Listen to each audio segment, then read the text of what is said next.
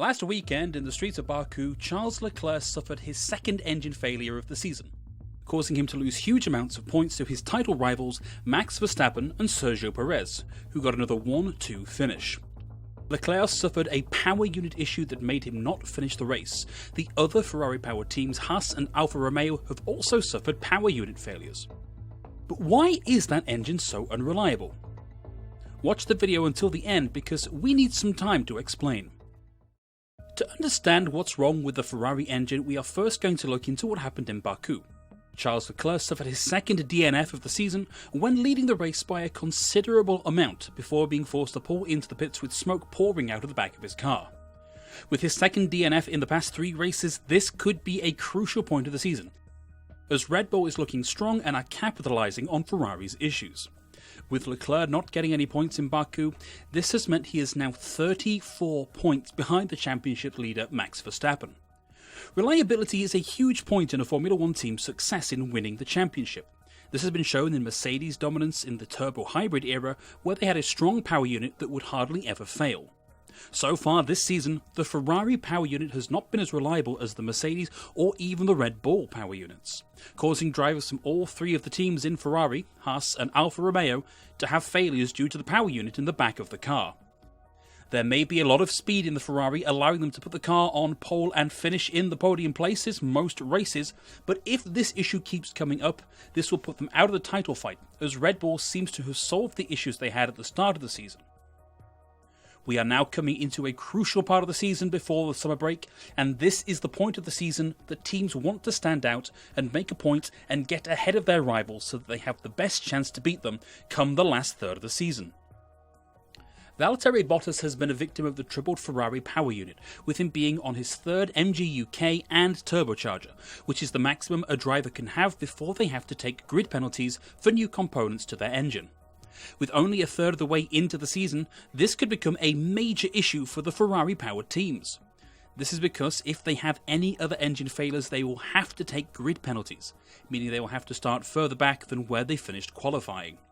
This is an issue for Haas and Alfa Romeo, but it's an even bigger issue for Ferrari, as if they are in a title fight come the end of the season, grid penalties could be detrimental and overall could cost them the championship come the final race in Abu Dhabi.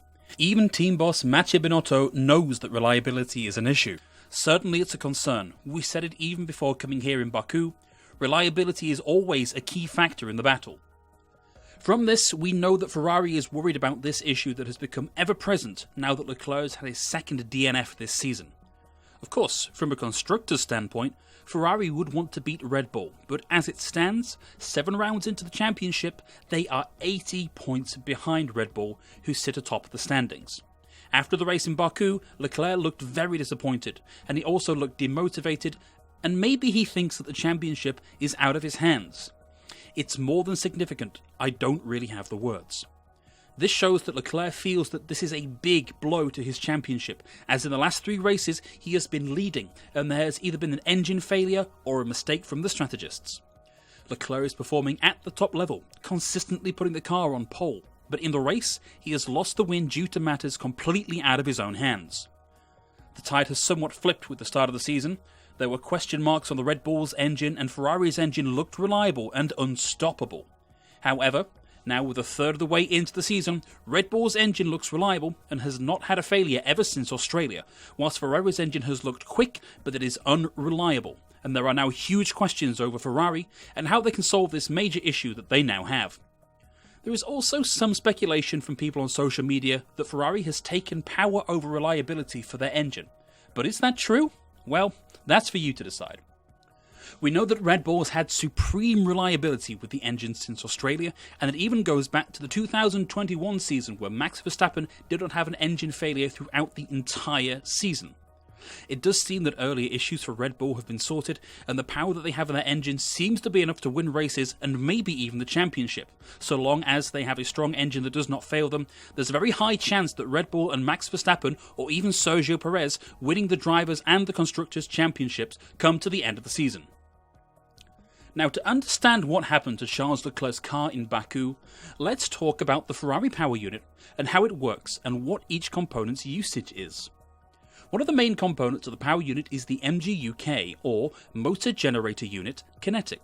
This is the part of the engine that, when a car is braking, operates as a generator and recovers any energy from the decelerating wheels back into the energy store in the engine. The most important component of a Formula 1 car's engine is the ICE, otherwise known as the internal combustion engine. To put it simply, this component of the engine is the same as just about any normal road car, and it makes the car move along the track, and one of the main purposes of the ICE is to connect the chassis of the car to the gearbox. A further component of the highly complex turbo-hybrid engines that were introduced in 2014 is the turbocharger. The turbocharger will increase the density of the air that the engine consumes, and then this will give the engine more power, allowing it to go quicker. Another component attached to the turbocharger is the MGUH, or the Motor Generator Unit Heat, and this will harness any of the excess energy produced from the exhaust. The MGUK and the MGUH will get all of the energy to power the car from the ES, otherwise known as the energy store. Then, the MGUH and the MGUK will provide the driver with a boost, and this will happen when the driver holds down the ERS button on their steering wheel, allowing them to go quicker and possibly to make an overtake. The sixth and final component of a Formula 1 engine is the CE, otherwise known as Control Electronics, and, like its name suggests, it controls the electronics. The control electronics is one of the most vital parts of an F1 car, and this is because it controls the gearbox, throttle, clutch, engine, ERS, DRS and many more systems. It basically controls the whole of the car, and if this part of the car fails, then you will, most likely, not be able to continue with the race. So now we know how the engine works, listen to the sound of the engine failure.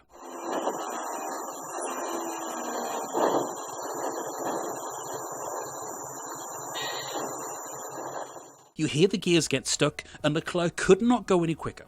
We know that this was an engine failure, unlike Carlos Sainz, who could not finish due to a hydraulics problem, as Ferrari themselves tweeted that there was a power unit issue with Leclerc's car. Now you know what issues Ferrari and all the Ferrari-powered cars face for the rest of the season, and you know what a Formula 1 car engine consists of. Is this as big an issue as people think? Will Ferrari be able to get on top of this and challenge or even go on to win the championship this season? Or will this continue for the rest of the season as Red Bull runs away with both championships? That's for you to decide. Leave your thoughts in the comments below and make sure to click on the video on your screen to watch more content around Formula 1.